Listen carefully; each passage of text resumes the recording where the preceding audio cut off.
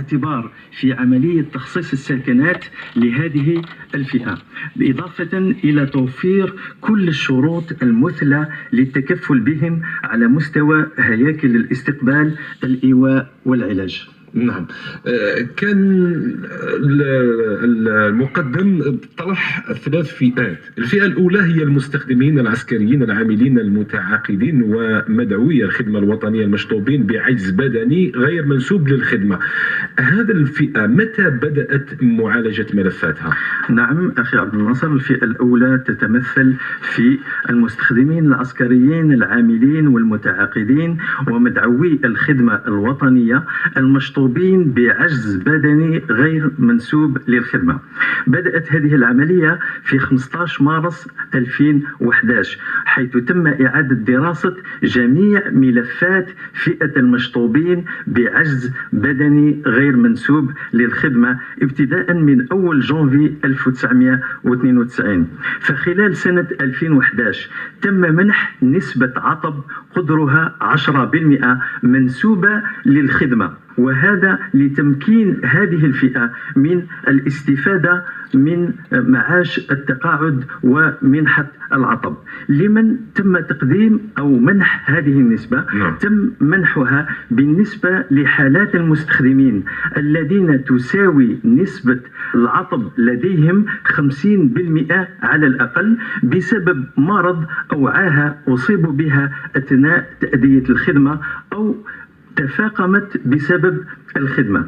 كذلك أخذ بعين الاعتبار أولئك الذين يعانون من بعض الأمراض النفسية من جراء مكافحة الإرهاب.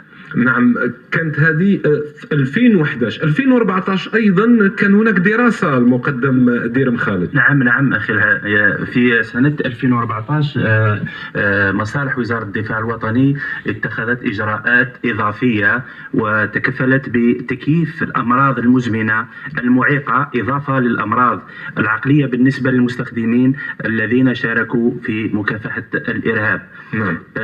حيث تمنح أيضا نسبة 10% منسوبة للخدمة حتى تمكنهم من استفادة من المنحة.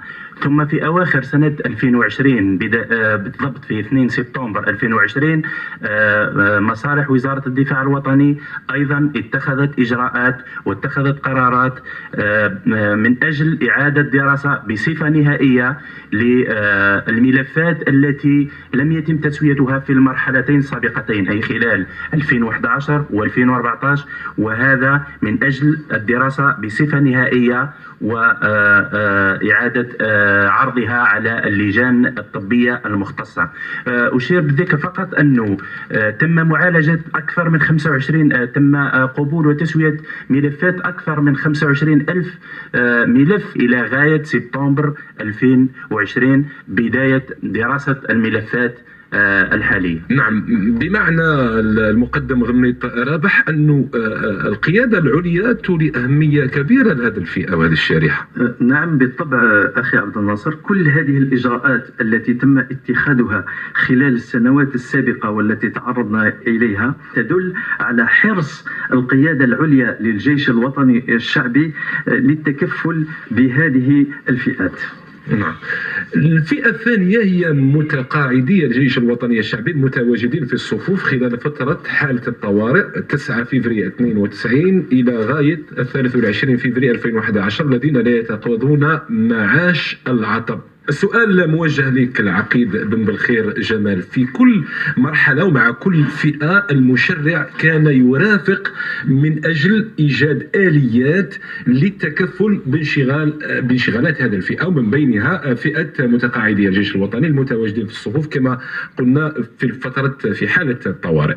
أكيد الأخ ناصر، بالإضافة للفئة اللي تكلموا عليها الزملاء هي الفئة الثانية وهي فئة المتقاعدي الجيش الوطني الشعبي المتواجدين في الصفوف خلال فترة الطوارئ من 9 فبراير 92 إلى غاية 23 فبراير 2011. هذم تقسم منحة العطب، يعني للتوضيح فقط، يعني بالنسبة للأمر 76-106 القانون المعاشات العسكرية، منحة العطب هي كل ما أثبت أن مرضه ناتج عن عاهة أو حادث أثناء العمل أو بمناسبة أدائه العمل يتم عرضه على الخبرة الطبية ويتم دراسة ملفه من طرف لجنة طبية مختصة للصحة العسكرية. هذه موجودة في المادة 72 من قانون المعاشات العسكرية. نعم. لا يخفى عليكم أن منحة العطب كانت قبل سنة 2013 لا تتعدى 2850 دينار، يعني بالتعبير الدرجة نتاعنا نقولوا 285 ألف، بالنسبة النسبة مقدرة ب100%. لكن المجهودات يعني، وحتى أؤكد الكلام تاع زميل رابح غميد المقدم واش قال، حرص القيادة العليا على التكفل التام بهذه الفئة بموجب القانون رقم 1303 اللي كان في فبراير 2013 تم رفع هذه القيمة من منحة المعاش إلى 14,800 دينار. العقيد بالخير فقط من 285 ألف سنتيم إلى 14,000، يعني مليون و480 ألف، وهي زيادة معتبرة. هذه أقرها تعديل صار في 2013. نعم. التعديل 1303 كان أمر تعديل متمم الأمر 76، وبرفع المنحة هذه إلى 27 ألف دينار بالنسبة للعجز المقدر 100%، يعني 2,700,000، وبزيادة تصل إلى 4,50,000 بالنسبة للمعطوب الذي يتطلب شخص مرافق، يعني الناس اللي كانوا يعني ضحايا بعض الحوادث أثناء، يعني هنا عناية خاصة بهذه الفئة. أكيد عناية خاصة، لأن هذه الفئة تصل هما اللي يديو يعني المبلغ هذا تاع 40,500 اللي هو نقولوا احنا 4,50,000. ما يخفاكمش الفترة اللي مرينا بها كاين ناس أثناء مكافحة الإرهاب الأعمال الهمجي كاين ناس تعرضوا يعني الأعضاء حساسة في جسم، يعني ممكن يفقد البصر تاعو كذا، هذا لازمته شخص مرافق. إذا هي زيادة معتبرة. هذا الدليل ثاني كما نزيد نأكد الكلام اللي قالوا المقدم غميض أن القيادة العليا عاطية أهمية لهذه الشريحة وراهي تتبعها باستمرار. يعني نعم. العقيد بن بالخير جمال، الأرقام التي قدمتها من 2,850 دينار جزائري ترتفع إلى 14,800 دينار جزائري. أتوجه بالسؤال لك المقدم ديرم خالد، هذا ربما سبب من أسباب ارتفاع عدد الملفات المقدمة للتسوية يعني. نعم بالتأكيد. يعني فمجموع وصل عدد الملفات المودعة يعني خلال نهاية الأسبوع الفارط إلى أكثر من 288 ألف ملف تتم معالجتها على مستوى الصناديق الجهوية للتقاعدات العسكرية وعلى مستوى اللجان الطبية للخبرة من أجل الفصل فيها. ويعني يمكن أذكر بالأرقام لكل فئة. بالنسبة للفئة الأولى عدد الملفات المودعة 37,181 ملف، وللفئة الثالثة هي فئة المشطوبين بأسباب تأديبية أو مسرحين لنهاية الخدمة تقدر ب 80,739، وعدد يعني هو عدد معتبر قدر 171,059 ملف خاص بالفئة الثانية، وهي فئة المتقاعدين الذين لا يتقاضون منحة العطب.